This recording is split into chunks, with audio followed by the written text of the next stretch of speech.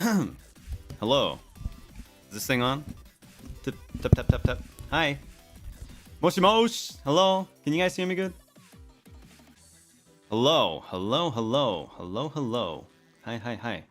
Testing. 1, 2, 3, 3, 2, 1. Sani. Hi. Looks good.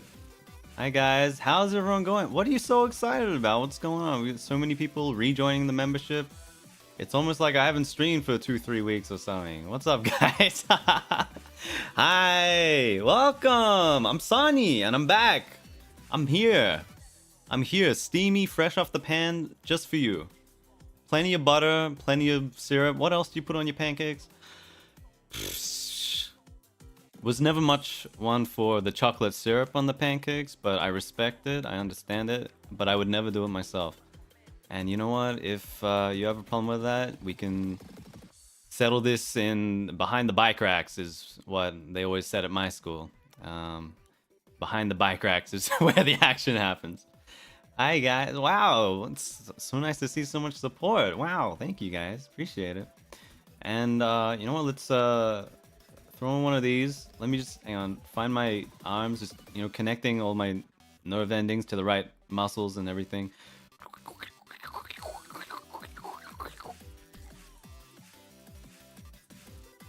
K-Date! Found it. God, I haven't streamed for a few weeks. I don't know where anything is anymore. I can't find my arms.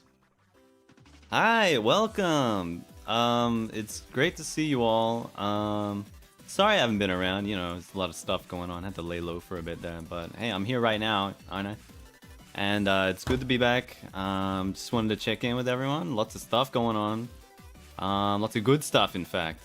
And I just want to check in and see how everyone's going and let you know that I am in fact doing okay. I'm fine. I'm alive. It's been a little rough for a lot of people recently, but hey, it's not the end of the world. Yeah. Good to see y'all.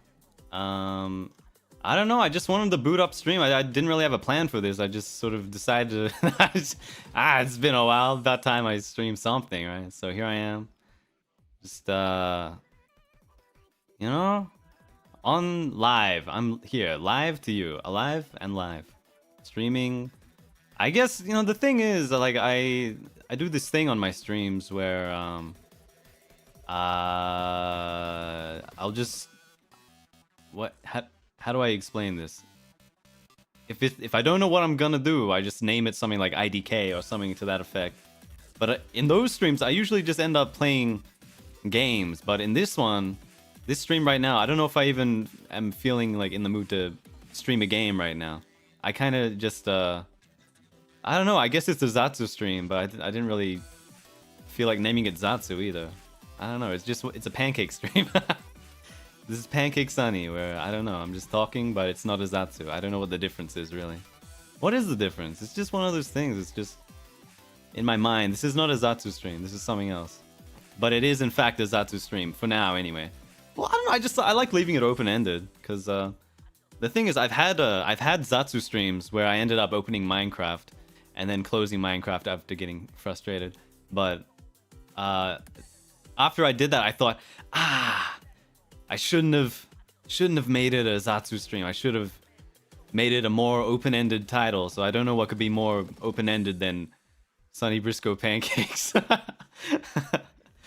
But yeah, that's fine. Well, the thing is, like, I don't know, I hate talking about meta stuff for too long, but my viewers, my stream viewers, I don't know if they're really that concerned about the title of the stream. A lot of you guys, you're here for me, and that's something that I appreciate a lot. Because fuck, I could just do anything, and like, plenty of people will come here just for me. That's awesome. And I kind of like the thing. It's nice playing certain games with very dedicated audiences, because that's a way of getting people to check you out that they wouldn't usually, and like they'll have all sorts of like trivia and like tips for whatever game you're playing and so on. But they probably wouldn't stick around for like, I don't know, like something like this. I don't know if they're that interested in what I have to say about, whatever it is. Because they're just, they're probably just watching any other streamer that's playing that game, So I don't want to like I don't know what kind of point I'm trying to make here, but it's just very nice to have an audience that isn't just here for, you know, the content subject matter, but rather for me. And it's very reassuring is a good word I've been using a lot recently. Reassuring to know that you guys would just stick with me through just about anything. That's awesome. So thank you all. Anyway, so what's been going on? What's going on? What's the go? I've been doing a whole lot of not very much, just kind of chilling, honestly. You know, it's always you know, always just living life, doing stuff. I got plenty of real life stuff going on. Plenty of work stuff going on, you know, always working on stuff in the back, tinkering away at you know, my little workshop full of tools, also known as the computer and the keyboard. But what else? I've been watching stuff. You guys watching stuff? You watch any movies? You watch any shows or anything? What have you guys been watching? What's popular these days with the cool kids? What have you guys been watching, huh? Godzilla -1. That yeah. They got Godzilla -1, but they also got Godzilla and Kong is a new one. What's going on with all the Godzilla movies recently? I want to watch both of them though, because I like those legendary monster films. Those are good. Let's see. Oh my god, everyone's just watching a whole lot of stuff. Yeah, Haikyuu. Yeah, I got to get back into Haikyuu. I finished season 2 a while ago. Want to watch season 3 or whatever it is. I think they got a movie or something. Who knows? My favorite anime, Noctic's Level Up. I'll get to that. Law and Order, hell yeah. Dungeon Meshi. Actually, I started watching some of that too. That's good. Yeah. Apothecary Diary. What was that about? Is that the Chinese thing? I forget what that's about. But that looked interesting. Yeah. Boy and the Heron. Haven't watched it yet. It looks alright. You know. Mr. Miyazaki, always a classic. Mashal. Interesting. Yeah, I heard some people in EN were watching that. Yeah. Oh, Free Ren. Yeah, I've been watching Free Ren. It's amazing, isn't it? Really good. Rewatched Ava. Yeah, I rewatched it a little while ago. I rewatch Ava every few years or so. It's one of those that I rewatch all the time.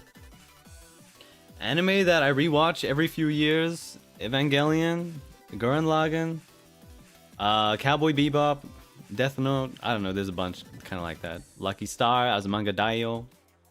Bunch. Because, you know, if it's good and you know it's good and it's, you know, it's got a special place in your heart, you know, why wouldn't you watch it again so you can, you know, further understand it? That's kind of my what do you call it? It's just how I feel about it. Okay, it's just my opinion. But yeah, hang on, let me try and go through what I was thinking about here. The Godzilla -1. I wanted to look that up. Cause that's the Toei Films one, or who the hell is making that? It's not Legendary. Excuse me, Toho Studios makes that, right? Yeah. Who the fuck is Toei? Is that an anime studio? I'm getting confused now. They're both in the East. That's all I know. Ah. Right. Yeah. No, this one looks good. I really enjoyed the other one, Shin Gojira. Yeah, that one was good. I want to watch this one. It looks scary. I don't know. He looks like the thing is, I don't know. Okay, any Godzilla fans have an opinion here? Because Shin Godzilla looked kind of a little bit. The effects were more. They had more practical effects, and the CG was not quite as advanced. Does anyone agree with me? Compared to the Legendary films, I'm saying. Does that make sense? I mean, I'm sure the budgets were probably really different as well. I'm gonna guess that the Legendary films had like 10 times the budget. I don't know. I can't say for sure. Yeah, but I saw the trailer for -1 and it looked like really good. Like shit, this is a Japanese film with a Japanese film budget. This looks good, like good. Yeah, but the thing is, like, CG is not even that important. Because think about this, guys. All right, look. If you watch like the most modern movie that uses CG with the most bestest top end cutting edge CG, you can still tell it's CG. You know it's CG. You know it's fake. It's not real, something that was captured on camera. You know, you can tell by looking at the pixels. But in that sense, like, does it really matter how technically, you know, good and advanced they look? It's impressive, sure, but you don't really need that to tell a story because I was talking about this with someone. I think it was Vox or something. We were talking about the original Terminator films. I watched the old Terminator films kind of recently, and the special effects, the CG, and the practical effects, a little dated, a little on the dated side, but it still looks amazing, and you can tell what is trying to be conveyed because, you know, like, what I'm trying to say is movies are not real, right? But you use what you have to portray a story and portray, you know, a certain visual effect to induce or evoke a certain emotional effect. And I don't know if having the, you know, the strongest computer to render the best CG is really, you know, the most important part of evoking that emotional response. It's more about the love and the passion behind it is what I believe. I believe that. And that's why, you know what, Godzilla -1 probably looks better than Shin Godzilla, from what I can tell from the trailer anyway.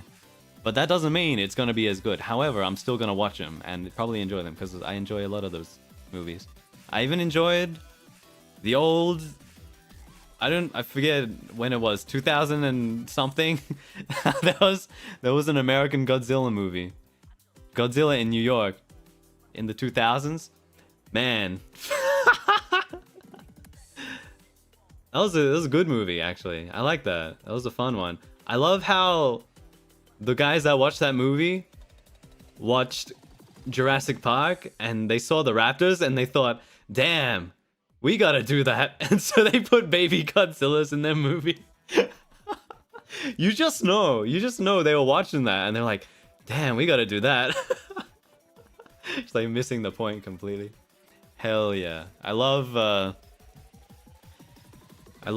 getting rights to like a well-beloved IP and just like fucking wiping my ass with it. God damn it. Was it in 98? I thought it was older than that. I thought it was a bit newer than that, like 2000s. No way. Hang on. Yeah, and I saw this funny thing that I think only came out recently where they saw like some of the designs for they saw like some of like the concept art for the 98 American Godzilla film, and they said they wanted it to have sex appeal, and it's like it's like Godzilla's head basically on like a sexy woman body with a tail. And they were like showing this to like the Toho people and like, hey, check out this design we got, and they were just like, nanda kore. God damn. I mean, I don't even remember the whole story, but it was a funny one, and the design just looks insane. Yeah.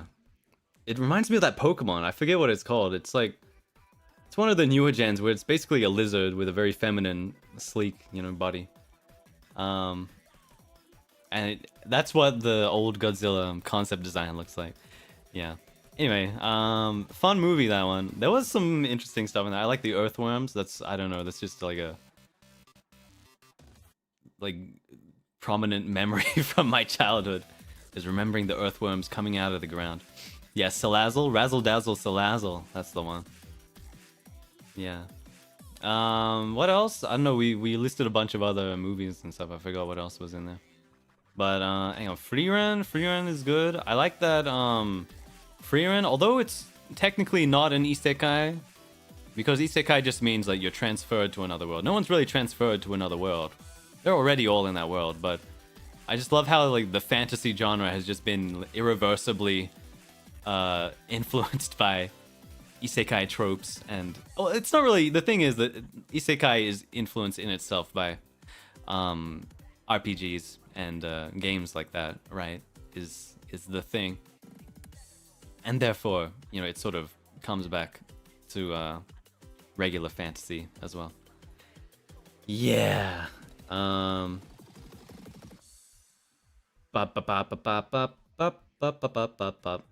well, something I wanna, because the good thing about having an audience is that you never actually need to type anything into Google yourself, because you can just ask everyone in your chat. So I wanted to ask you guys, do you guys know where the idea of a mimic originated? Has that been around for a long time? Because I don't think they're in any Tolkien works, but you see them a lot more recently. You know, they have them in Freerun, they have them in Dungeon Meshi, they have them in Dark Souls. What were they in before Dark Souls? Because I don't remember seeing them before Dark Souls, which is like maybe like 15 years ago at this point. Is it from D&D originally? Well, how long has it been in D&D? Because like there's many iterations of D&D, right? You should check yourself. I just explained that I'm far too lazy to type on the keyboard, so I need someone to tell me here. 1977? That's quite a while ago. Damn! Damn! Mimic's been around for a while, but I feel like they've surged in popularity, like, just more recently. Are they in any ancient mythology? Nordic mythology? No way.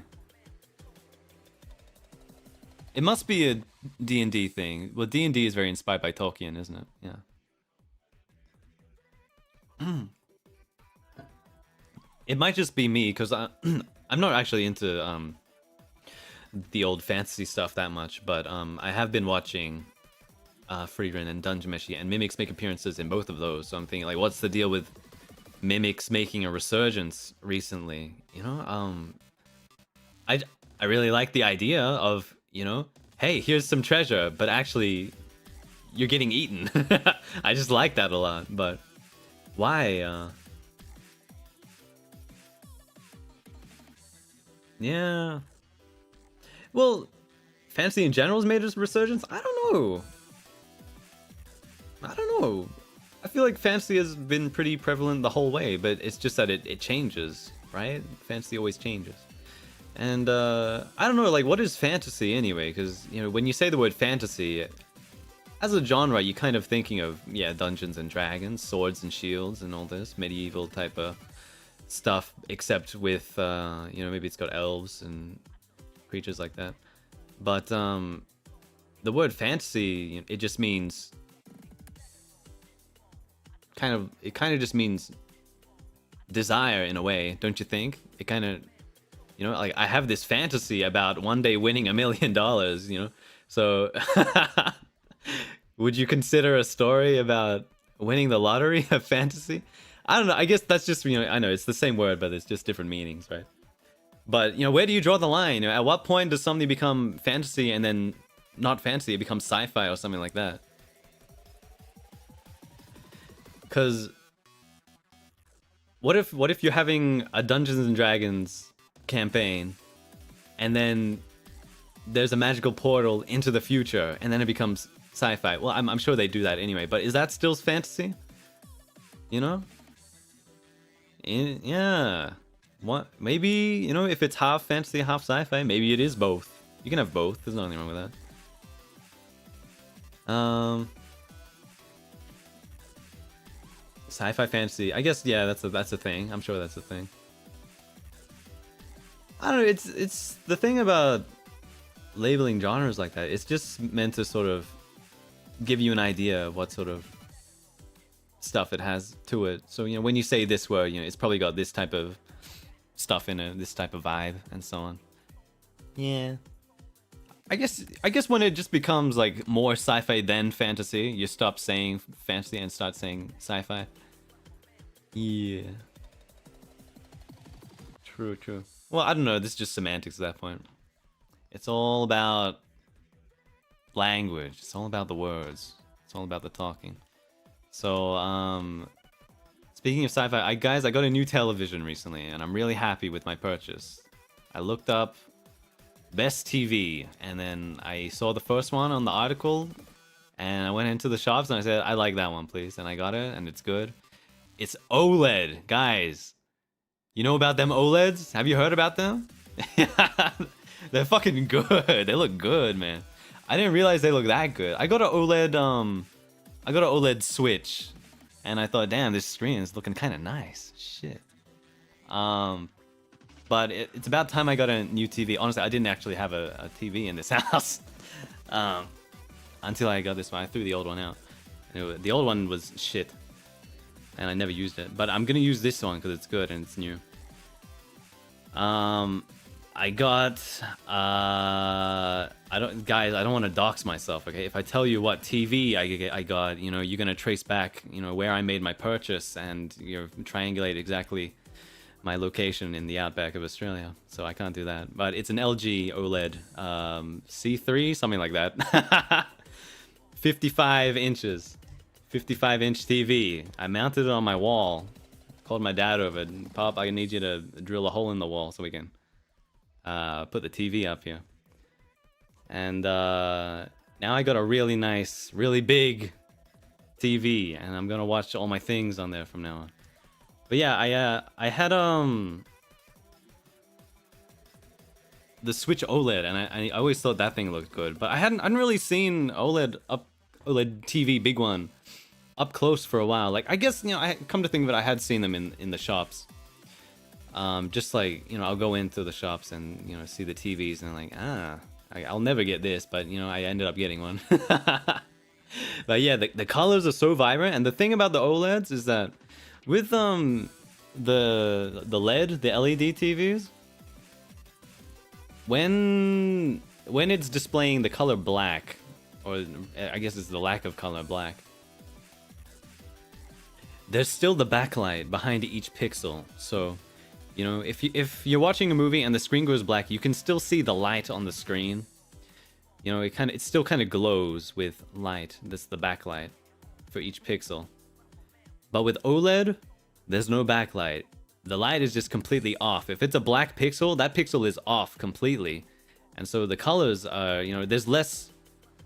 It's kind of like light pollution is my understanding of it. You know, like, when you go out in the city and you look in the stars, there's so much light pollution, you know, there's all the light rays mingling and weaving and getting in the way of each other that you can't really see the stars. But you go out into the country where there's no lights out, and you can see the stars really nicely. No light pollution, you know, nothing getting in the way. And that's kind of the same feeling I get. I don't know how true this is, but that's the feeling I get when I look at my OLED TV in the dark. And when it's black, it's really black. It's off. There's no backlight, you know, it's not distracting you. It's just very vivid, very, very clear. And it's awesome. Yes. The black of black. It says black is black gets black. On a TV screen. With current technology anyway. I wonder what else they could do with, you know, future technology. What are they gonna do next in television technology, innovation, knowledge? Yeah. The BGM, I've just been so excited that I forgot to change BGM. Let's, maybe, you know, I feel like I've just been like motor mouthing this whole time, but it might be because of that BGM. It's really like high energy, and it's just keeping me on my toes the whole time. But if we get the chiller BGM, I think I'll probably start to calm down a little bit. So guys,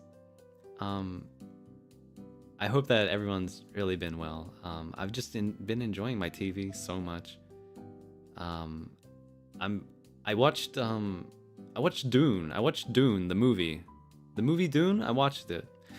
The new one, that is. I watched the older one. I don't know if I told anyone, but I watched the older David Lynch Dune movie a little while ago, last year I think. And that was also an enjoyable film, but I watched the new one. And it was also good. I don't know. The thing is, they're they're very different films, but you can, you know, it's still the same story. It's Dune is a book originally, if I'm not mistaken. Old Dune was weird. Well, I think every David Lynch film is kind of weird in that same way, even though it's an existing IP. Yeah, it's from a novel, and they're both adaptations of the same story. But one is older, by David Lynch, who's a very, you know, sort of avant-garde type of guy who does strange things with his movies. And the more recent one is, I don't even know the director, I'm sorry, but it's much more modernized and sort of straightforward with it. Yeah, that's what I was thinking, because the newer movie is paced like much slower than the old one. Well, the thing is, the newer movie is only a part one. They've sort of split it up into multiple movies. How many are they making? Because the second one's coming out. Are they making a 3? Does anyone know? Because, yeah, David Lynch film was only just one movie by itself. It's only a few hours or something. And then the new one is... I forget. It was also pretty long, but that's only part 1. And they're probably going to be 3? Alright, it's probably 3. So, yeah, the pacing's wildly different, and I don't know how much more of the story that they're gonna adapt from the book, or maybe, I don't know, who knows if there's extra stuff coming out as well, not in the book. Second part coming out, second half of the book. Right. Yeah. New one hard to watch? I don't know if it was hard to watch, but sometimes it felt like a bit of a slog, like the pacing, as I was saying. And I just think, like, is there a purpose to this scene? Coming from someone that watched the first movie and quite enjoyed it, it's like, I was wondering, like, was there any point to showing the guy watering the palm trees? Maybe I'm missing something, but I don't know if that was just for world building, or like if there was any character developing that I didn't notice going on in that scene where he's watering the palm trees. I'm just like, I don't know. I mean, I guess it's fine. It's just kind of a neat thing. He says these palm trees are not native to the planet. They're brought here, and they can't survive without me watering them. There's a guy out there whose his job is to water the plants outside, the palm trees outside. And then he says they're sacred. But they're sacred even though they're not native to the planet. So they must have been sacred on another planet. And I'm just wondering, like, what's the significance of this? I wonder if they were going to expand on that.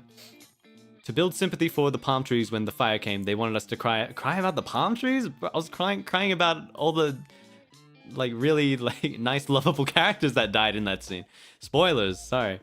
But, hey, I don't know, maybe the vegetarians are crying about that one. I guess so, sure.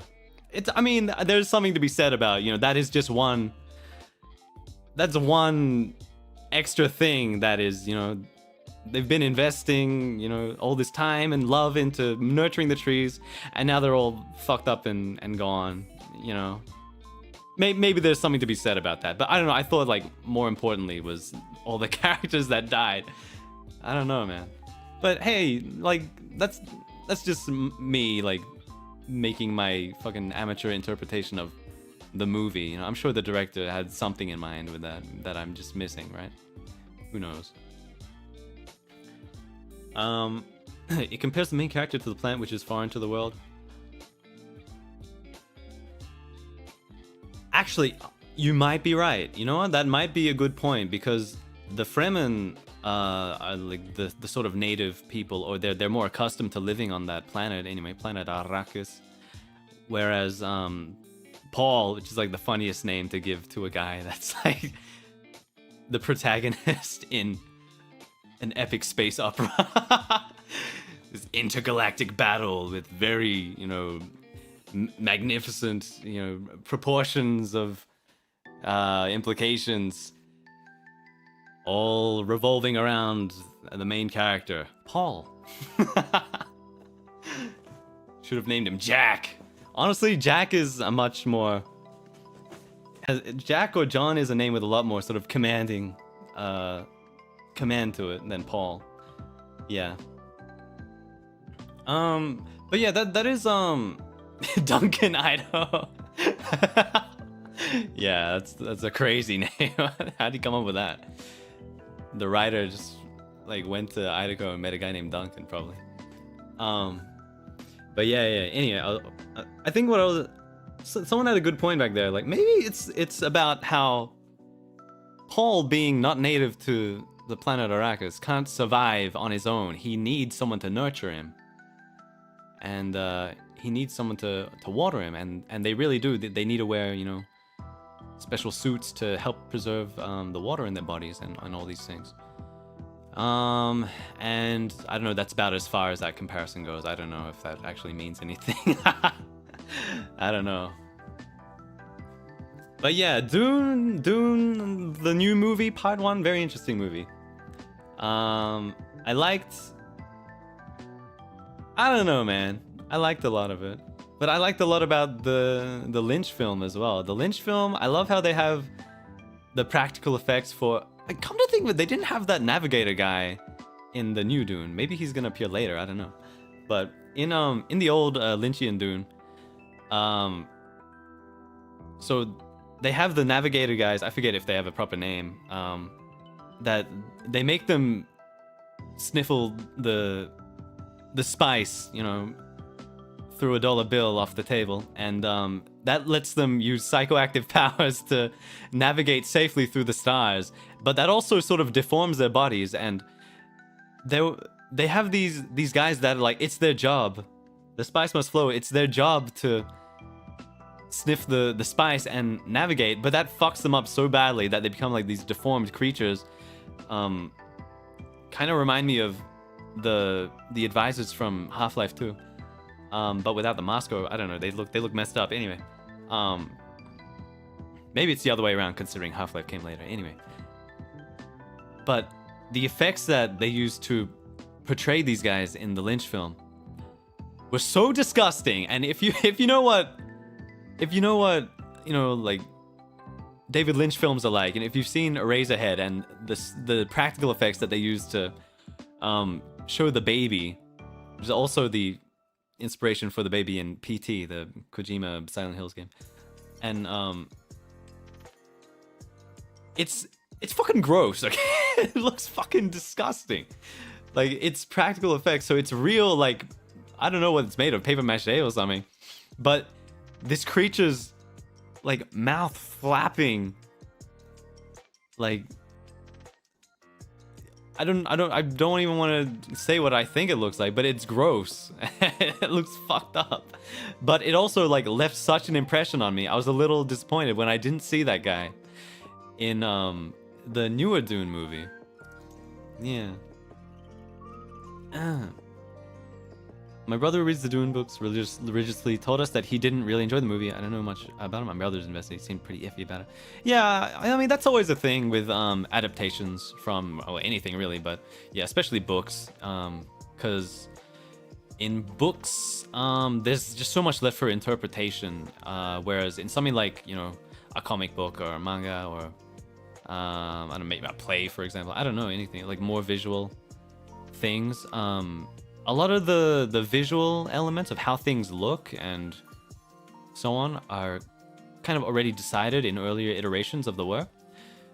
Whereas with books, it's all in your head, you know, you can only describe so much with words, you know, you can be the most, you know, descriptive and artful writer when you're describing, you know, what's going on in the world of your book. But people will read that and have a completely different interpretation about, you know, what it looks like in their head. So, you know, maybe some people will be, you know, not happy with how, you know, a certain person interprets the book and so on, right? Yeah. Are there 6 books of Dune? Like, how many books is the first movie covering? Is it just one? Man, I don't know.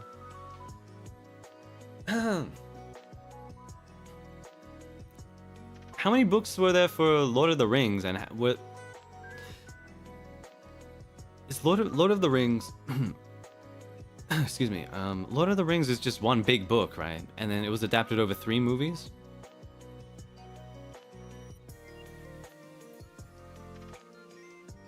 Three books? Oh no, so it's 3 books, 3 movies, is it? 4 books.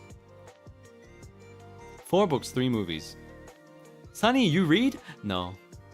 No, I don't. I haven't read a book for years, come to think of it. But when I do, I enjoy it.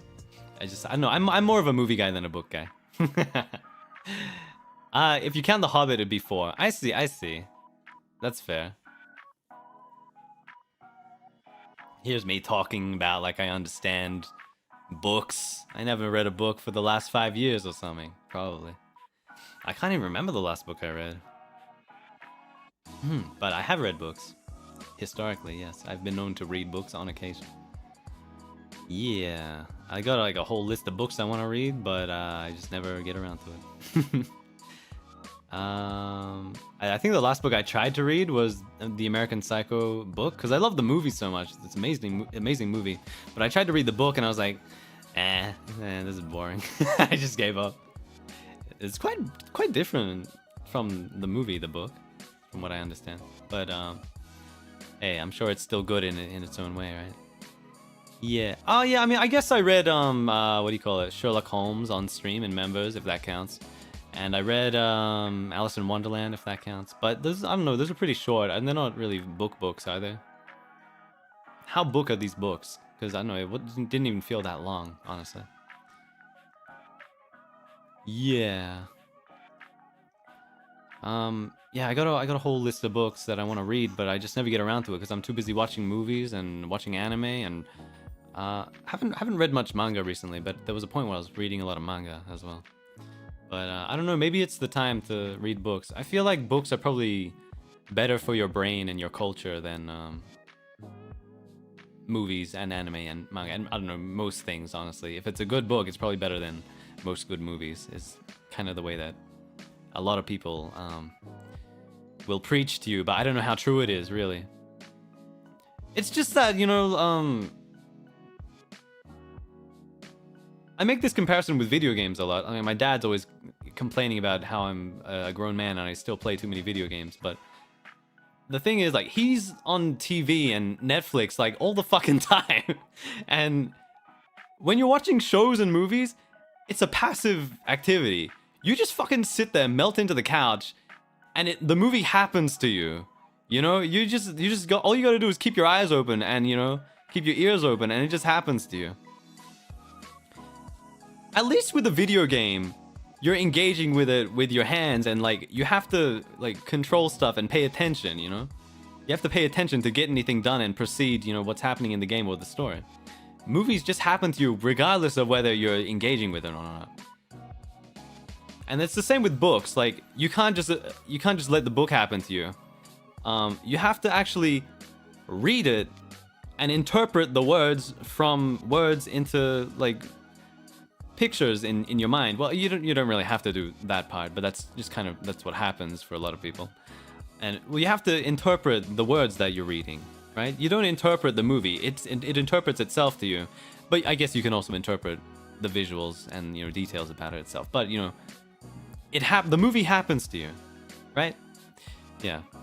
Audiobooks help. Well, audiobooks as well, you know, that also sort of happens to you passively, but you still have to interpret the words that you're hearing a little bit. You know, movies, you know, all the visuals just sort of just like, it's the most brain dead thing, just watching TV or movies, and, you know, the story just happens. Books, it's my belief that if you're reading a good book, it's going to be better for your brain, keep you sharp, and you'll probably learn more, you'll retain more information. You'll improve your ability to visualize things in your mind. It's just my belief, and I don't know how real it is, but it is what I believe. Yeah. Yeah. Just fucking boomers on Netflix, like watching like some fucking shithouse, like like straight to Netflix, straight to video show that like no one ever watched. Like, oh, this is good stuff. Hell yeah, man. Anyway, So that's movies, and I don't know what else I've been doing recently. What have I been doing? I haven't been cooking that much recently. I've been lazy. I've been fucking eating takeaway and delivery a lot recently. A lot of burgers recently. All about the burgers. Me, Sonny, I'm all about the burgers. That's just me though. And I am getting back into cooking. This week, I went to the shops this morning, and I got the goods for. I'm gonna make spaghetti bolognese. I'm gonna make curry, and I'm gonna make Mama Brisko's scallop pasta. Mama Brisko's famous scallop pasta. Haven't made it for a while. Yeah. I gotta stay away from the burgers and try and cook something. Cause cooking, it's good for you. It's moving around, you know, getting something done, and it's generally healthier for you. Not always, but a lot of the time it is, isn't it? And it's economic, and it means that you're probably saving money because fuck, it costs like 20 bucks to get a burger delivered to you, but you know, it only costs a fraction of that to make it yourself with the ingredients from the grocery store, doesn't it? Isn't that right? So if you're struggling with money, you might want to consider cooking something yourself. You fucking moron. You didn't think about that before until I told you that? I'm sorry. I don't know where that came from. Nah, I mean, I'm so fucking lazy. I order like several times a week, so I can't say anything. That's just me being a hypocrite. Yeah. Scallop pasta. I got...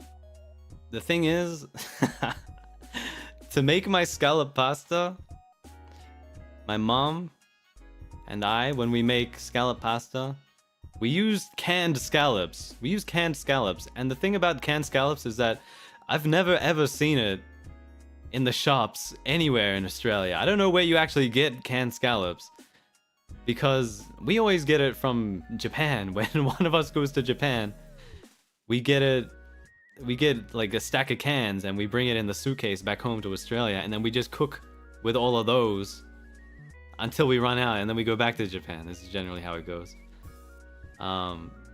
So I don't know, it seems like a strange thing. Like, I feel like you could make it out of fresh scallops. It's just that, like, the way that we do it is you gotta sort of mash it up into fibers, because the scallop, it's, you know, when you think of a scallop, you're thinking about the circle, you're thinking about the disc, you're thinking about the DVD. But the ones that come in the ones that comes in cans, we mash them up with a fork or something until they're just the fibers. They turn into little strings. I gotta go to get the groceries. Let me get a ticket to Japan real quick. Yeah. Dried scallops, rehydrated. That's an idea. I don't know. Yeah, but you turn it into the little strings basically, and then you mix that in with all the other stuff. It's breadcrumbs and parsley and a bit of chili. Dried chili is usually good, and I don't know, maybe a few other things, but yeah, that's the main stuff. Garlic mostly. And that's how we make our scallop. But the thing is, I wonder if it would work if I bought some, you know, fresh scallops, maybe frozen scallops, perhaps. Yes, indeed, perchance. If I got some of those from the market and figured out how to break them down into the fibers, because I wonder if you can just get one of the fresh ones. I've never actually tried it, because, you know, when you get a fresh scallop at the sushi and you bite into that, it's not really fibrous. It's more like a blub. Blub. It's more like a blub than fibers, is my feeling. But maybe I should just do it anyway, you know? You just gotta squish it. Yeah, they're squishy, they're not fibrous. You know, like, what's something I can compare? The canned scallops is comparable to something that's like stringy. I literally can't think of an example because I don't know what else there is. Mushroom? Not quite. Crab, that's a good example. It's very similar to crab meat. In that, Yeah. Even like the imitation crab kind of does that, where you you'll like bite into it, or I don't know, you just like press it apart, pull it apart, and it's like little strings, right? Yeah. Thank you. I was thinking like I was on the tip of my tongue, but it was crab meat. Because yeah, real crab meat is kind of like that. I feel like actually it might actually be more imitation crab than real crab, although real crab kind of does that have effect as well. Have that effect, yeah. But yeah, the canned scallops, when you pull them apart, they just break up into strings real easy. Yeah, and then we fry those up, and they sort of you know, they get, I don't know, more solidified, as is what tends to happen when you heat up proteins. Yes. Yes. Cooking. I feel like I cooked something kind of recently. Hang on.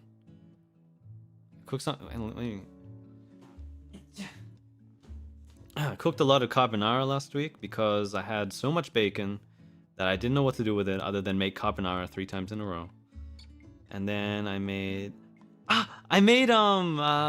tamagoyaki for like the first time the other, I don't know, it was like a week or so ago at this point. But I bought this tamagoyaki square frying pan ages ago, like a year ago at this point. And I finally used it. Yeah. Like I was just using that pan to like fry up other shit instead of what it was designed to do. But yeah, I tried the tamagoyaki. And I don't know, technically, you know, it was tamagoyaki, but it didn't look amazing. Yeah. Like technically it worked, but I wasn't really satisfied with it. And like it looked fine. It's just that, you know, it wasn't the same like you get from the shops. You know, I want to get a good. Yeah, so I want to try again, and I did take a picture. You know what? Maybe that's something I can post to members, as is the practice of what I have not done for a while. Excuse me. I'm sorry, members. But I usually post cooking photos to my membership. Maybe that's something I can post. Yeah, I'll if it looks good. I forget how it looks. Even though I just looked at a picture of it just now. But yeah, I want to try again, and I'm hoping that this time, I think last time what I did wrong was I put too much egg at once. So like each layer was a bit too thick. And I think it needs to be like thinner layers. I gotta go slowly. Yeah. Gradually. I was rushing too much. Yeah, what did you put in? I mean, it's just egg and like a bit. What did I put in? I feel like I didn't have median. You meant to put median, but I put shoyu and I put sugar, and I think that was I was like, good enough. But yeah, this time I bought median, so this time I'll put that in there. Yeah. I didn't really have a dashi this time though. No. I think what I want to do is I've got some katsuo bushi. I got the bonito flakes. So I want to extract all the dashi out of those, and then what's the fucking word? Reduce it until I just have a bit that I can put into my egg. Yeah. Then I'll put my dashi in my egg, and then a bit of mirin, and then maybe a little bit of shoyu, just a little bit. I don't know if I want to put anything else in there. Or I could just buy the shiro dashi, which is just liquid already, and is... But the thing about that is very strong. Did I tell you guys about how I tried to make my uncle some oyakodon, and the recipe said put dashi. So I was like, okay, let me just put like a cup full of shiro dashi. And then that was just fucking... I'm surprised that the both of us didn't get kidney disease. I'm surprised that we weren't both pissing out kidney stones the next morning. But it was fine. It was just extremely salty and probably bad for you. A lot of sodium. Yes. Right. But if you do it right, it's very useful. You're supposed to dilute that stuff. the shirodashi. You're supposed to dilute it usually, or just put it in a very small, amount. Yes. Anyway, yeah, that's what's been going on with me. What's been going on with you? I don't know. What's going on in your life? I want to know. Tell me. 片栗粉入れるの卵。どうだろう。So everyone's working, everyone's studying, working, studying. I want to know if there was anything exciting though, If there was anything cool, I want to know about that. Get more sleep, good. My sleep schedule is fucking in the gutter right now. Yeah, a lot of studiers, a lot of students, very good. Eastward DLC, yeah, I don't know if I want to play that though.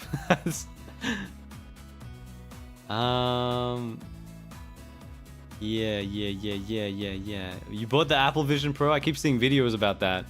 That shit's crazy, man. I don't know. I might wait a little while before that type of technology like levels up a little bit before I go for one of those. Honestly, I bought my Valve Index like a year ago, and even that is kind of outdated at this point. I wish they would make a newer, like more lightweight one, because that thing's fucking heavy and clunky, and yeah, you get the point. Yeah, I want to get like I want them to level up that technology before I try to get one of those.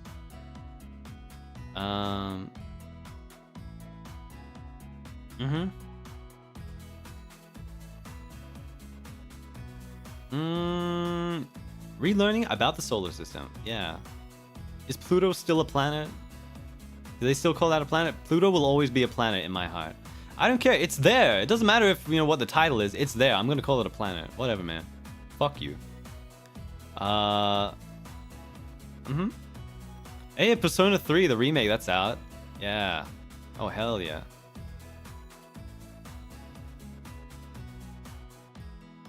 I don't know if I'll play that, though. I don't know, man.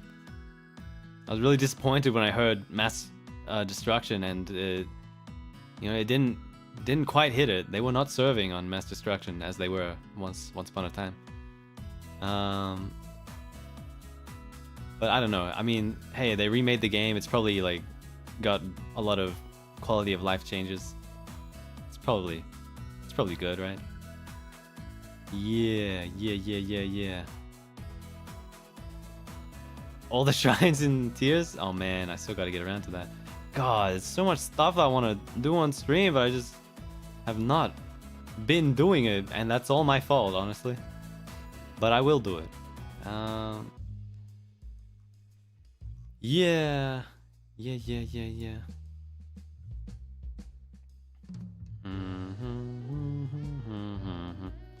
Oh yeah, it's Chinese New Year recently. Happy New Year, everyone. Gong Xi Fa Choi. Is that how you say it? I don't know, someone told me recently. I forgot how you say it. Happy New Year.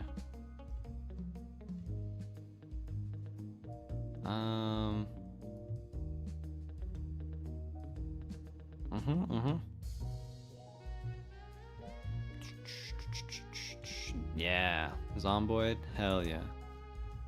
God, so many things I wanna get back into.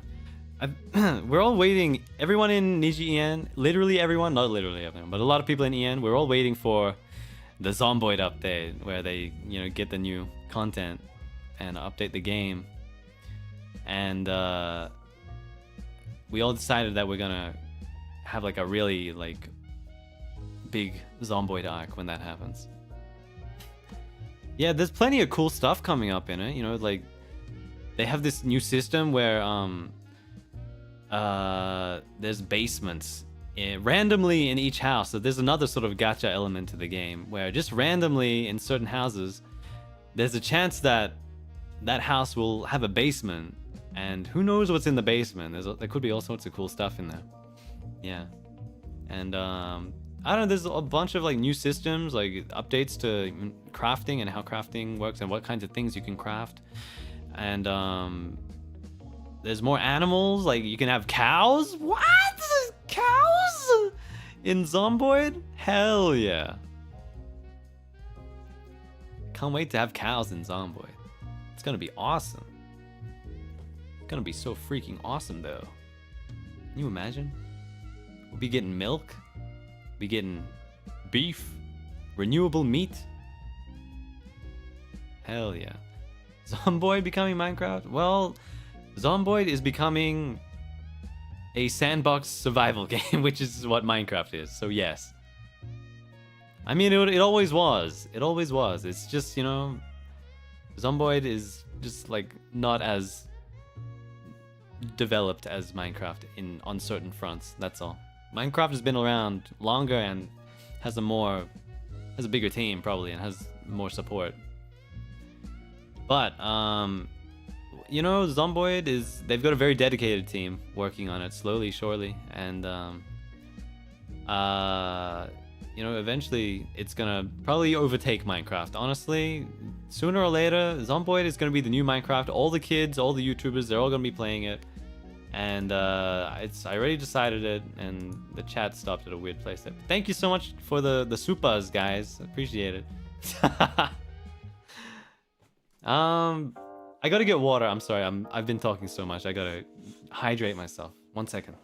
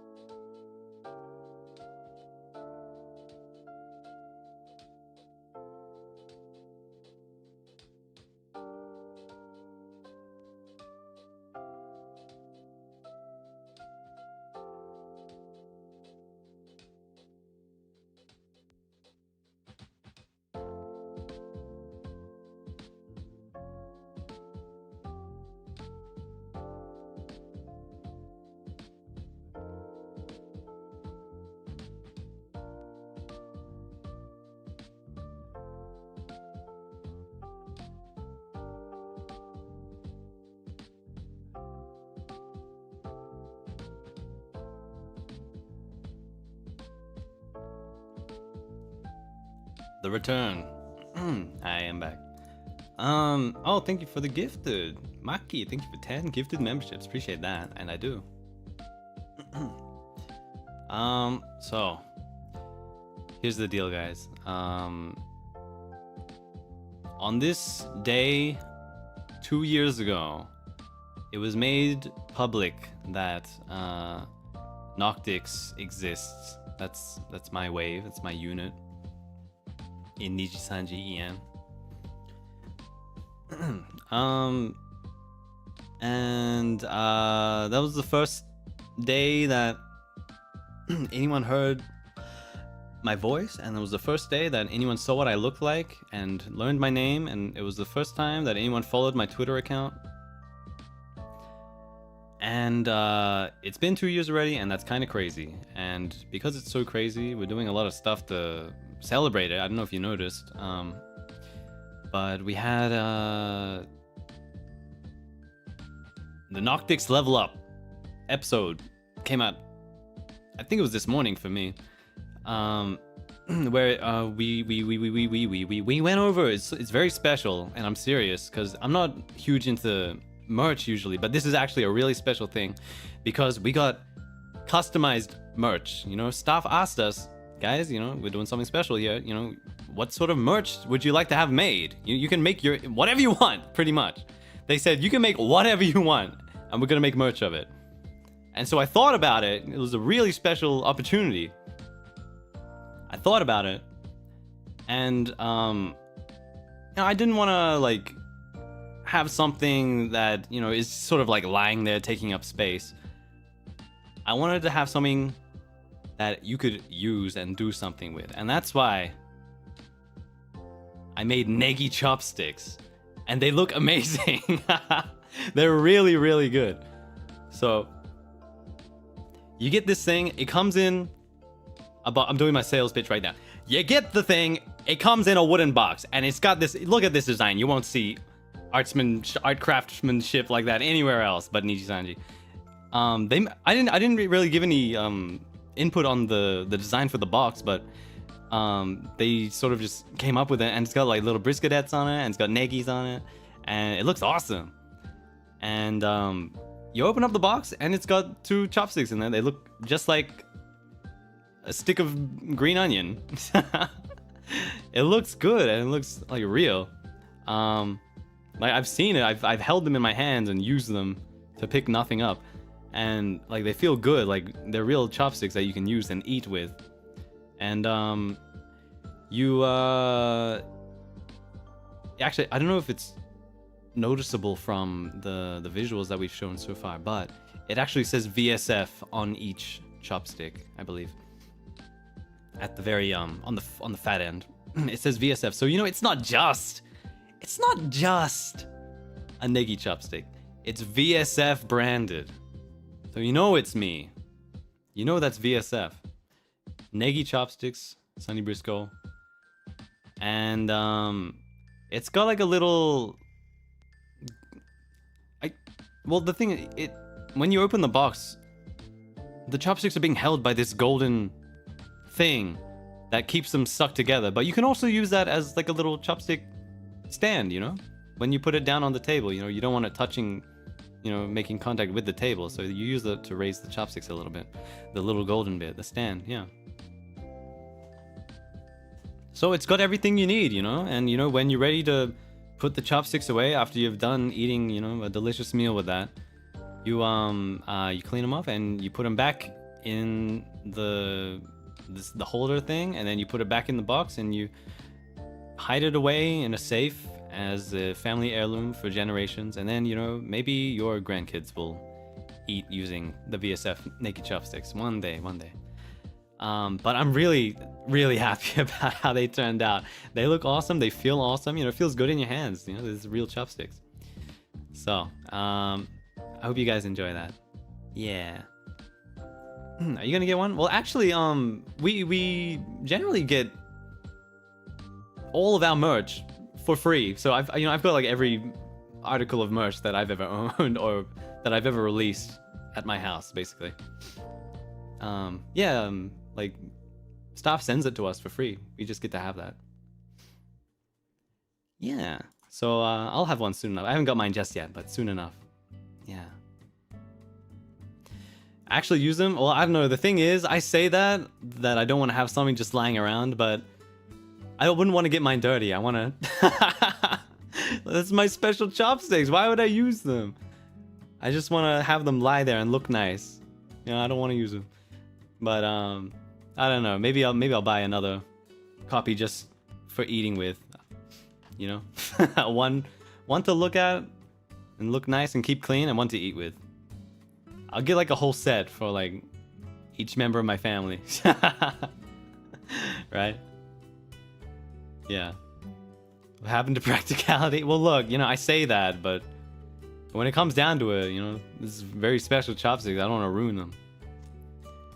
Yeah, I don't know. It's kind of a paradox, isn't it? When you buy something that's like really special or really expensive, and like it's meant to be used, but you don't want to use it because you don't want to ruin it, right? You know what I'm saying? Like, I want to like, we were talking about getting new headphones, and like someone has some like really nice but really expensive headphones, and it's like, fuck, I want them, but I wouldn't even want to touch them because I'm scared of breaking them, right? You know what I'm saying? Yeah. It's the struggle, the eternal struggle of, you know, having nice things, but, you know, not necessarily being able to replace them if something does go wrong, right? Like, fuck, it's... If something, like, is... Not just expensive, but if something is, like, really special to you, like, has sentimental value, you want to be really careful with it, right? You can't replace certain things. Literally. Yeah, so... I'm always very, yeah, that's right. That's the exact example I was thinking of, but I couldn't remember, like, what I had. I have this, it's kind of a collector's item. It's a skajang, like one of those, like, I don't know what you call them, but it's like one of those, cool embroidered silk jackets with the Mother 2 logo on it. So Mother 2 is the Japanese name for Earthbound, the game that was on Nintendo a long time ago. I got my Mother 2 Skajan, and they made them as like kind of a commemorative item with the original release of Mother 2, and they sort of gave it to, you know, people that worked on the game or like friends of people that worked on the game and so on. So it was a really rare thing, you know. They weren't a consumer item, and you know, they cost like thousands of dollars if you tried to get one online, right? But a little while ago they did like a reprint, and they made some for consumers, and so I got one of those ones. And even though, you know, it's not as special as the original print, I still like it's still like a special limited edition item. Like, I don't want to wear it.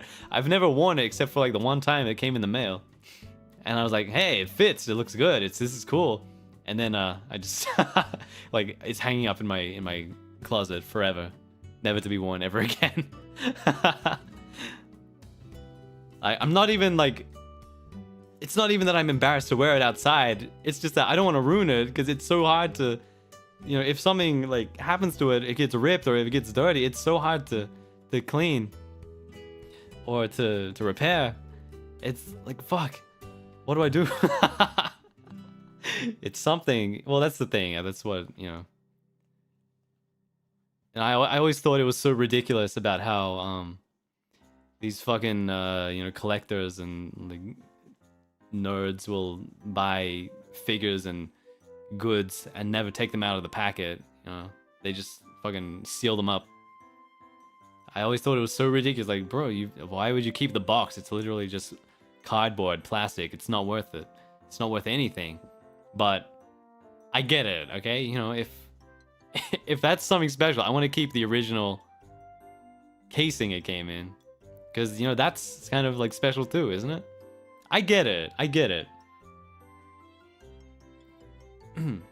It's a special little thing.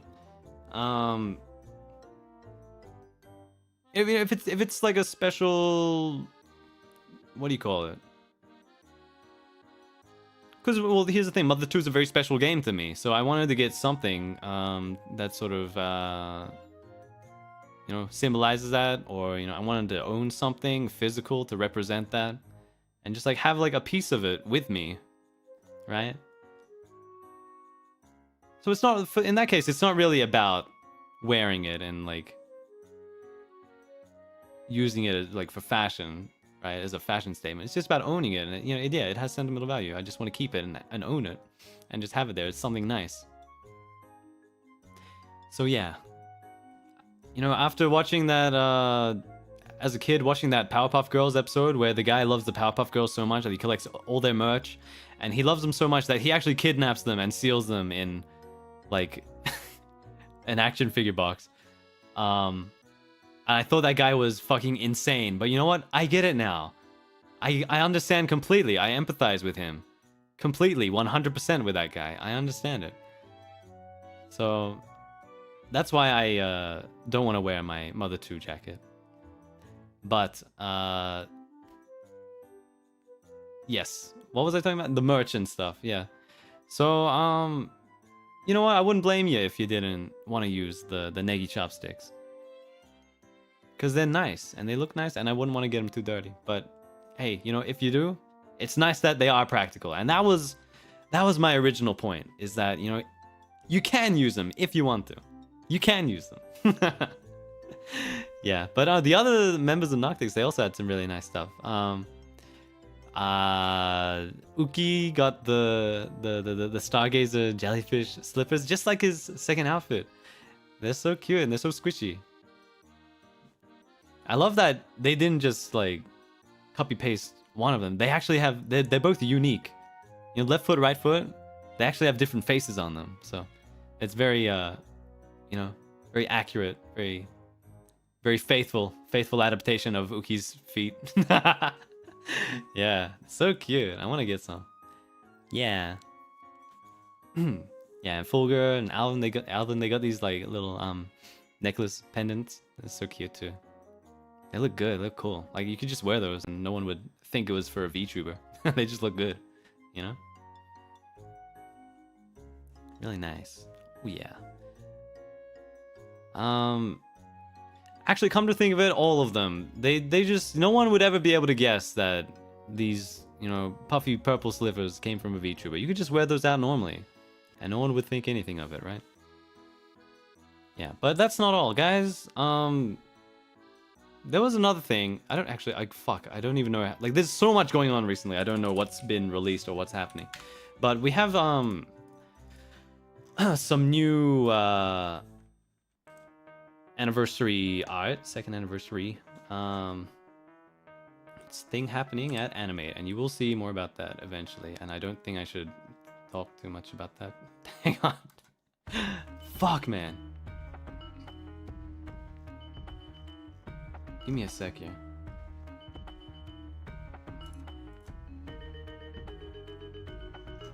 Oh, well, anyway, you get the point. Well, there's some new stuff there. But really important, really important, guys. New song coming out. Noctix, Break Free. Finally, it's coming out. You guys been seeing it? It's you know, you had a little sneak peek there on Noctix Level Up. There was a little sneak peek. We went through the whole fucking process of producing the song, and now it's finally here. It's finally here, like tomorrow, basically. Like it's, I think it's less than 24 hours probably at this rate.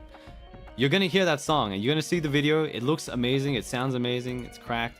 A lot of people put a lot of work into this, myself included, and I'm really excited.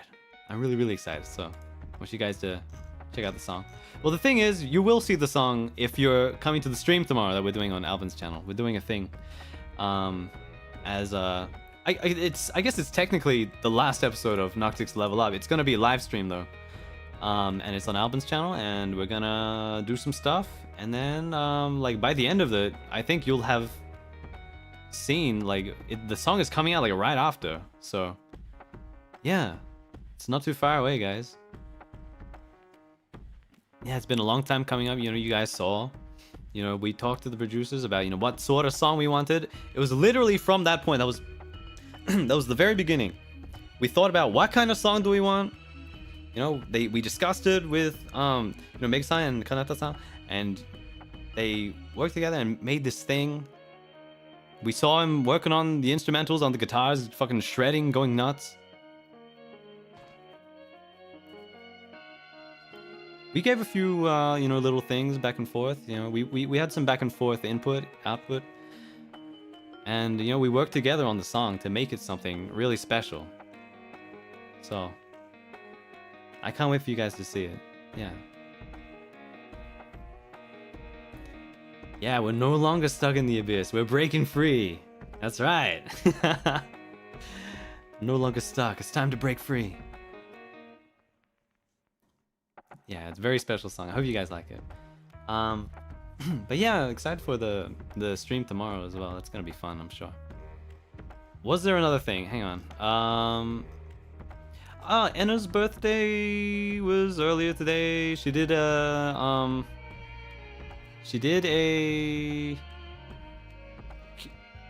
concert is the word I'm looking for. She did a concert. She did one before with like Higurashi songs.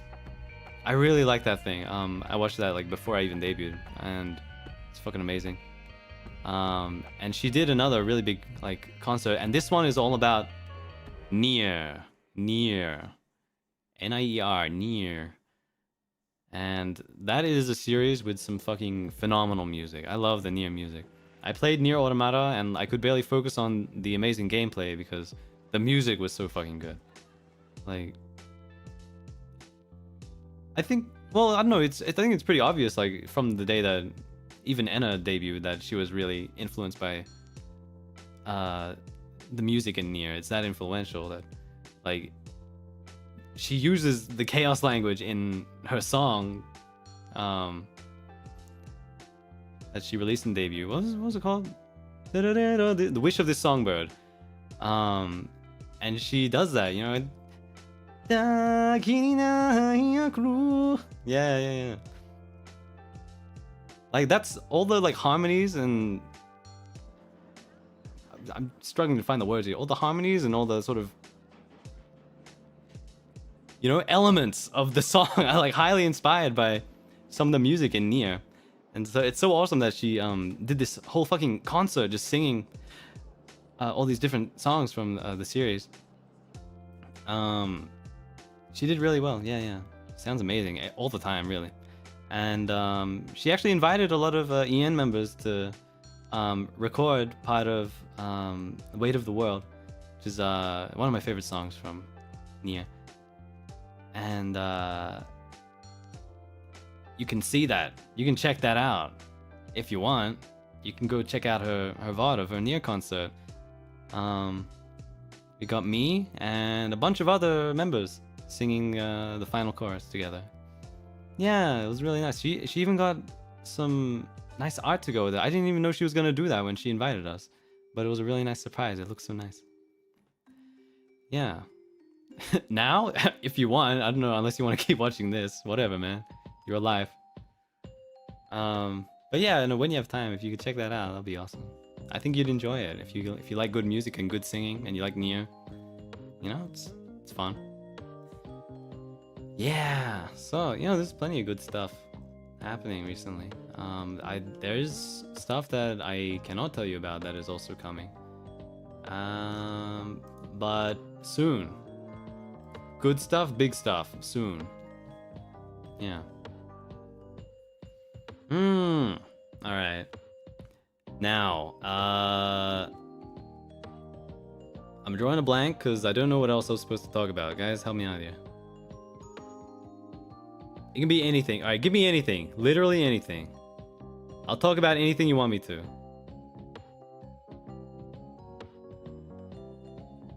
Food. I don't know, we talked about food. The hoodie? Yeah, the hoodie. We got all of us getting the hoodie made after all. And you can get my hoodie if you want. Sunny Brisko hoodie. You can get that. That's coming out. Animals? Alright, yeah. Helldivers? I saw something about that. That looks like a good game. I don't know. Haven't played it yet, but it looks alright. Oh, yeah. On Niji Nuis. Yeah. Noctix is getting Niji Nuis made, so. If you know the Niji Pape, kind of like a bigger version of that, but it's not a Pape, it's a Nui, so it's a bigger plush. Yeah, they're cute. Yeah, those are fun. So you can have a big brother for your little Sunny Pape. Yeah.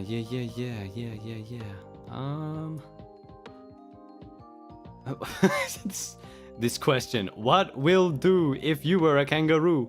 Kind of rhymes too. That's good. I don't know, man. Okay, let me really get into the zone here. I'm method acting right now. If I'm a kangaroo,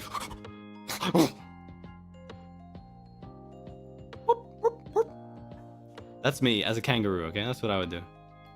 Those guys get really aggressive. I don't know if you know this, but those guys will fuck you up. You probably did know that, but just so you know. Like, even the not so big ones, because I've approached a not so big one, because they're just out on the streets sometimes in Australia. It was literally just like in like my local neighborhood, and I went up to one to see how close I could get before he, you know, ran away or did something. I got about like 2 meters away from it, and it started going. And it stomped on the ground with its huge feet that are bigger than my face, and made a thump sound. So that was the point that I, you know, became wise and backed off. But those things are vicious, okay? I don't know if you realize, even the not so big ones will fuck you up. Like, he didn't run. He knew that, like, he didn't want trouble, but he didn't need to run either. Right? Yeah. It's scary.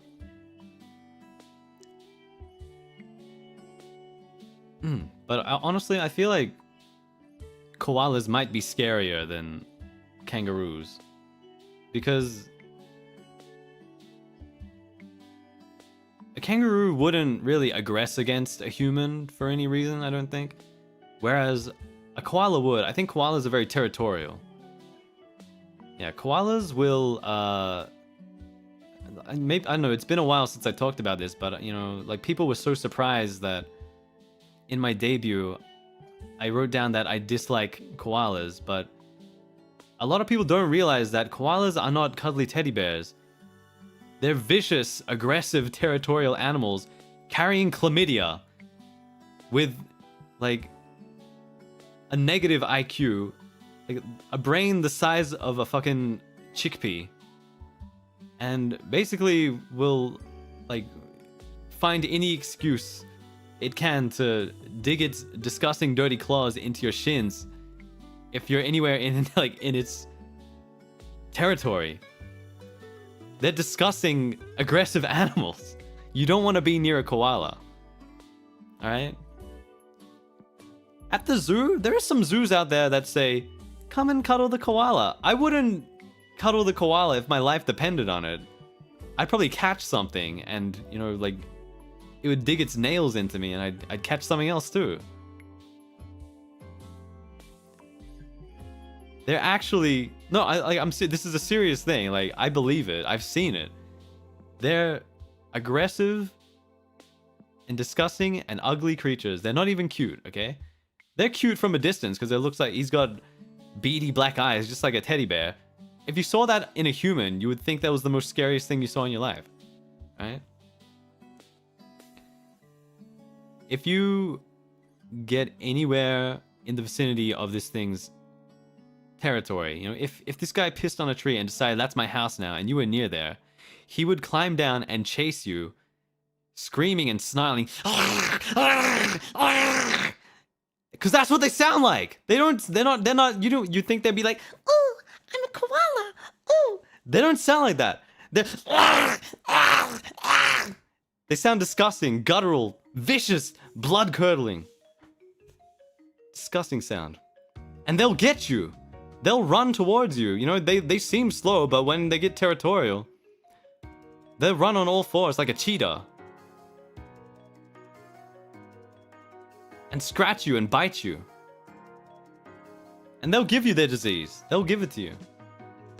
But you gotta watch out, right? And that's why I just don't think koalas are very cute. I'm sorry.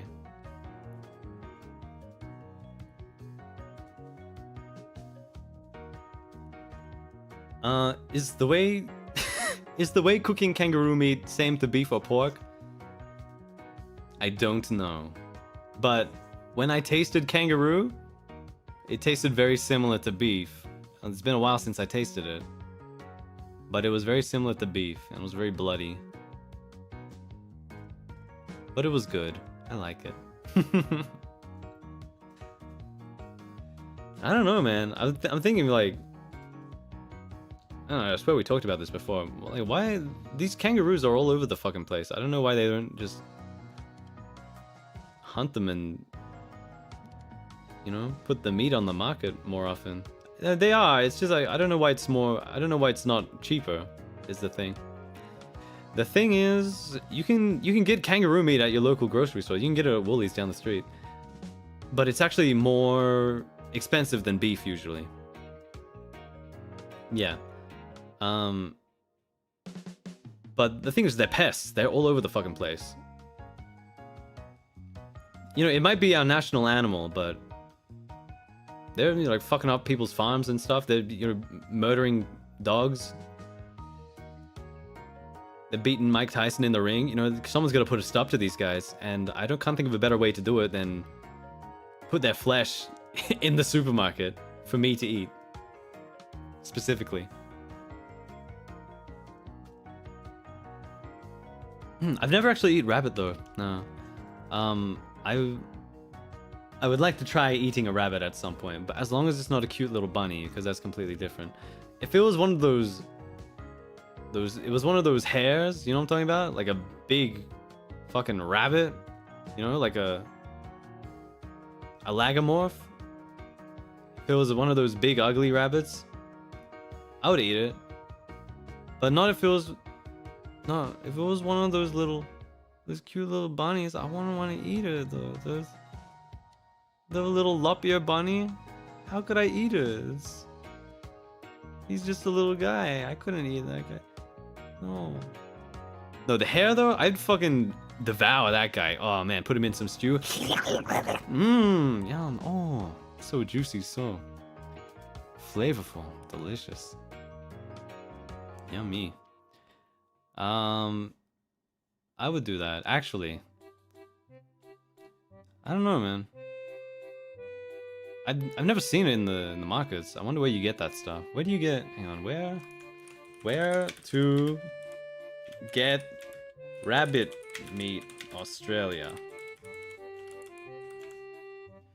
Ah, yes. I see. Well, I know what's for dinner next week.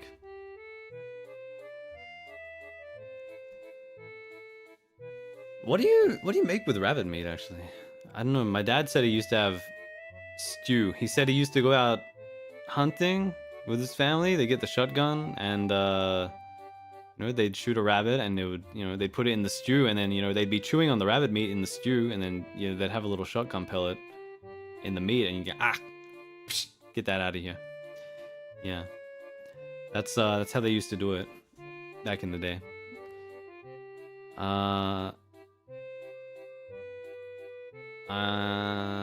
And I don't know why he hasn't taken me yet. Honestly, when will it be my turn? I don't know. I don't know if I want to do that. It's a little crazy.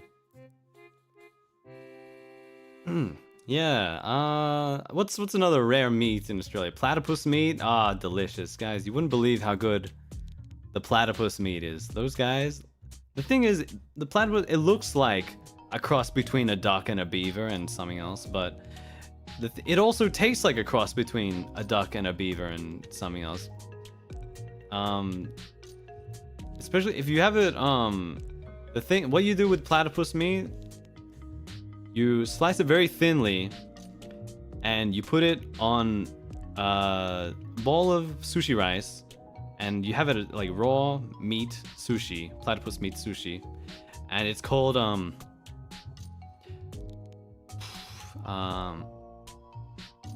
platypushi, and it tastes exactly like duck and beaver mixed together, which I've eaten very frequently. Beaver, eat it all the time, and especially if you dip it in wasabi and soy sauce, it's to die for. Really, just quite the delicatessen is what I think.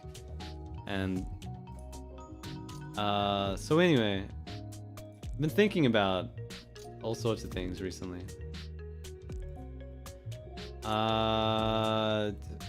Streaming is my passion, and that's why I always know exactly what to say at all times. Animals, I don't know, man. Plenty of animals out there. Animals. Been thinking about a lot of animals. Killer whales, orcas. I think they're cute. I think I'd like to keep one as a pet, actually. Killer whale. I want to keep a pet that is has the name killer in its name, actually. Yeah. No, for real. No, fuck killer whales. Fuck those guys. But beluga whales are actually the bros. They're the best. Beluga whales are the nicest little fellas that you'll ever meet in the sea. Because they have plenty of horror stories about dolphins and killer whales, you know, doing all sorts of nasty things to you. But I think the belugas are actually the nice ones, right? Because you never hear anything like bad about them unless they're just that, you know, manipulative and intelligent, that they're just smart enough to leave no witnesses. I don't know. The dolphins, you know, plenty of people witness them committing crimes, but I guess the belugas are just smart enough to get away with it. Yeah. No one's ever seen a beluga do anything bad yet. I don't know, man. I want to believe that there's at least one marine mammal out there that isn't trying to kill you. Yeah. Then I don't know. What about, like, I always get them mixed up. Dugong and a manatee. What's the difference? Is it dugong has a more triangular head. Is that the one? Dugong, dugong. Ah, no, dugong is like the flat face. Yeah, dugong is the flat face, and the manatee is kind of like round and cat-like. They look so dumb. What the fuck? Guys, manatees are so fucking funny. Yeah, I gotta remember, dugong is the flat guy. Manatee's a little rounder. Yeah. They look so dumb, man. What are they? There's like another name for them. What are they called? Are they sea cows? What are they called?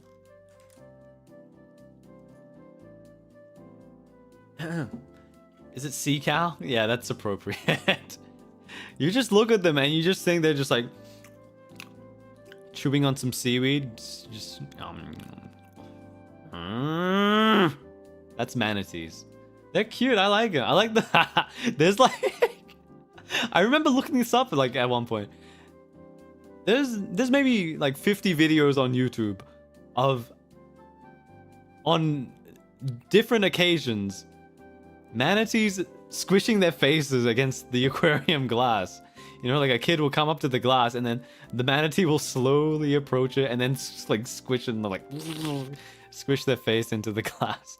And it's not just the one manatee, I swear. There's like a number of them. Yeah, they're so funny. Capybara vibe? Yeah, a little bit. I feel that, yeah. They're just kind of goofy, slow little guys, you know? A very well documented scene, the manatee. Yes, it's very well known for the manatee to press its face against the aquarium window for all the little children to enjoy. It's not known why they perform this behavior. Perhaps they are simply having a good time. This is, imagine if they made documentaries about,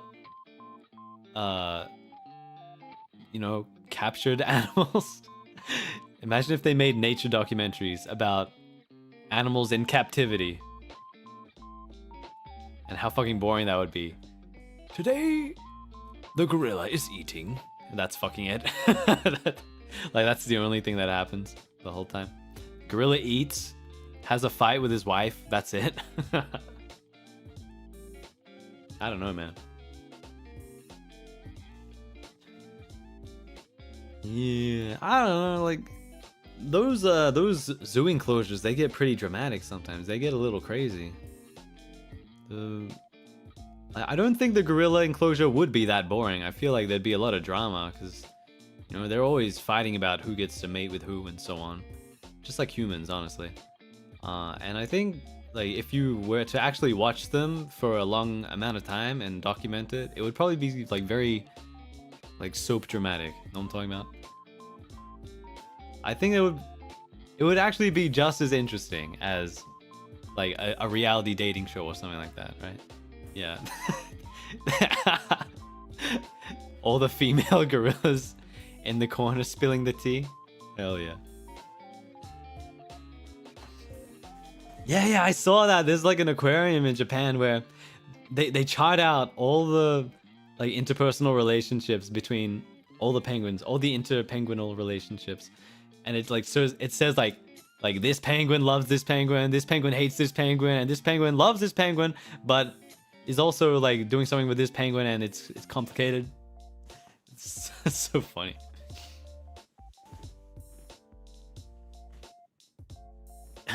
Yeah, that's the one that I want to see. I want to see the penguins. See who's I want to see the penguin tea. See who's dating who in the penguin world. Yeah. And those zookeepers, that's the best part of the job. They get to see all the penguin tea. Hell yeah. So, hang on. I got one more in me. Hang on. Give me another topic. I got one more in me. What have I got? What's going on in my life? Nothing. And anime, talked about that. Food, talked about that. Animals, talked about that. I don't know. That's about all I can ever talk about. So, video games. I don't know. I haven't been playing that many games. You know, I've just been playing the same stuff. Nothing crazy. Dreams? Oh, that's one thing. Okay, hang on. Ah, fuck, hang on. I forgot to write down my dream the other day. It was a good one. Damn, no, it was such a cool dream. It wasn't lucid, but I wish I was. It's like I gained Spider-Man powers in my dream. I was just like Spider-Man. I was like climbing on walls and shit. And I snuck into this building, and then I was like beating up bad guys and like tying them up with webs and stuff, and it was real, like no weird dream shit. Cause you know how in dreams there's always some catch, like you be flying in a dream, but there's always some weird logic behind it. Like you can only fly if you're holding on to this I don't know, if you can only fly if you're holding on to this mushroom, and you know this mushroom acts as a parachute, and the body heat from your hand is raising the parachute like a hot air balloon, and that's how you fly. You know, it'll be something like that, right? Like it's never straightforward flying. You can never just fly like Superman. It's always got to be some weird logic behind it. And I thought it would be the case with this dream, like how it's not actually Spider-Man powers. It's your body is producing an excess of something, and you have to hold your breath and squeeze your lungs really hard to squeeze it out of your wrists. Like there was none of that going on, none of this overcomplicated dream logic. It was just straight up, I was Spider-Man. I was climbing on the walls, I was beating up bad guys, I was, you know, spider senses, dodging punches. I was beating the bad guys up. You know, I climbed all the way up to the top of a skyscraper.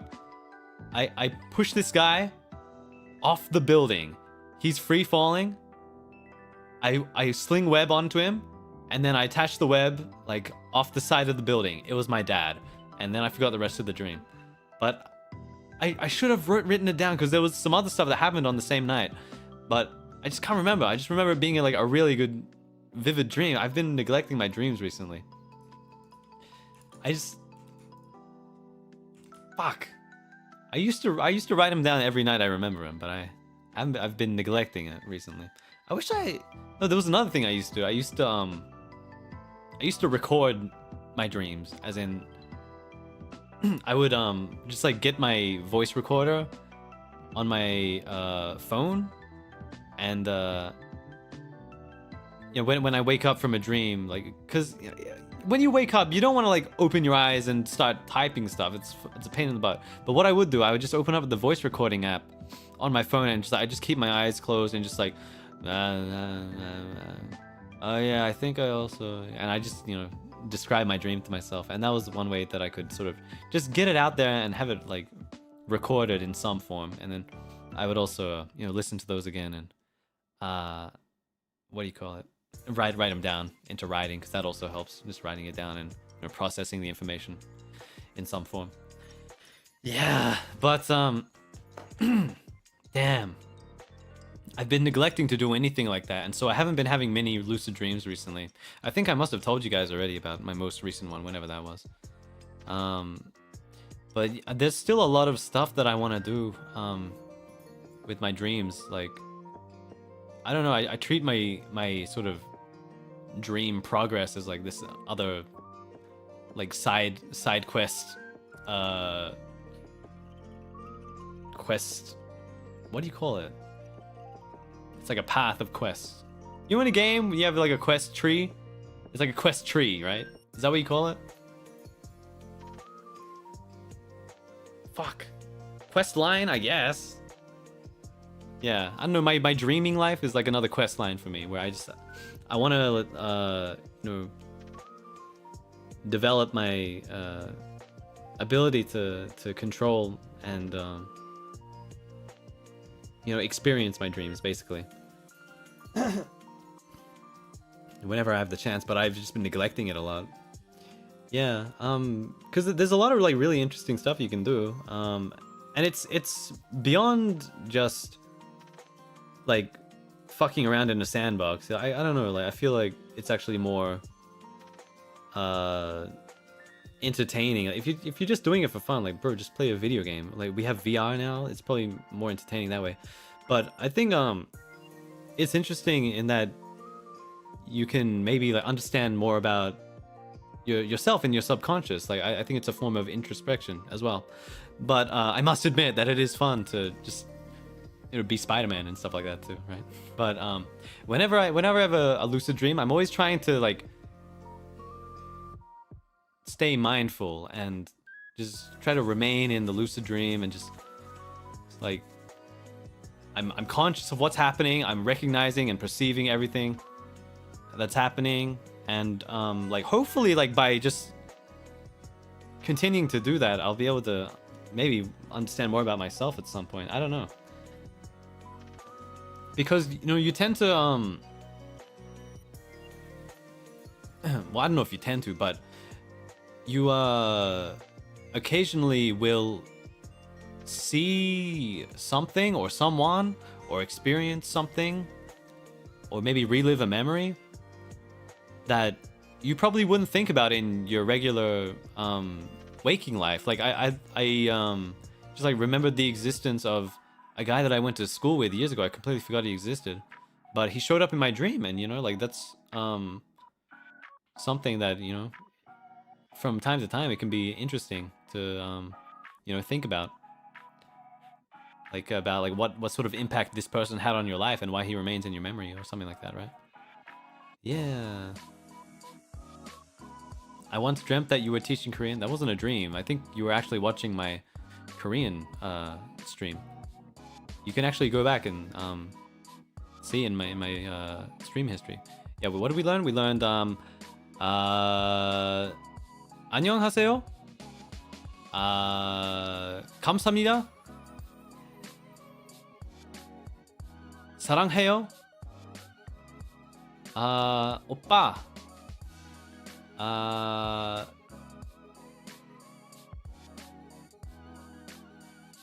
That's all I got. I don't know. I'm sorry. I gotta learn my Korean. Gotta level up my Korean. I don't know. That's a fun language, isn't it? Yeah.